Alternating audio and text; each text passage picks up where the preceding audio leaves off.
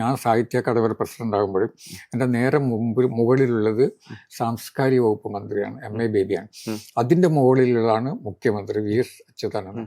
അപ്പം ഞാൻ VSുമായിട്ട് കലഹിച്ചിട്ടുണ്ട്, എനിക്ക് വിയോജിപ്പുണ്ടാവും. അപ്പൊ വിയോജിപ്പ് എന്നുള്ള അത് എന്തിനു വിയോജിപ്പ് എന്നുള്ള വേറൊരു ഇഷ്യൂ ആണ്.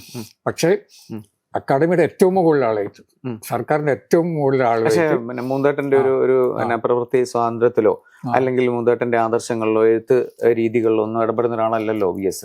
അല്ല, പക്ഷെ അതിലായിരുന്നില്ല എന്റെ പ്രശ്നം. എന്റെ പ്രശ്നം അതായിരുന്നില്ല. ഇപ്പൊ ഞാൻ പറയാം, മാതൃഭൂമിയിൽ ഞാൻ പ്രസിദ്ധീകരിച്ച കവർച്ചയോടായിട്ട് വന്ന കഥ. അപ്പൊ ഞാൻ ചോദിക്കുന്നത് അതിൽ ശരിക്കും VSനെ ആണല്ലോ മൂന്തേട്ടൻ വിമർശിക്കുന്നത്.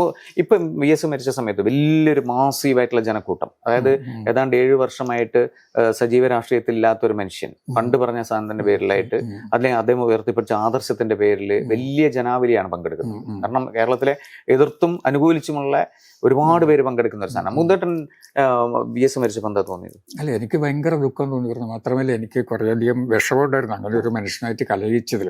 വിഷമമുണ്ട്. പക്ഷെ ഞാൻ ഉയർത്തിയ ഇഷ്യൂസ് ഉണ്ട്, അതാരും മനസ്സിലാക്കിയില്ലെന്നുള്ളത്.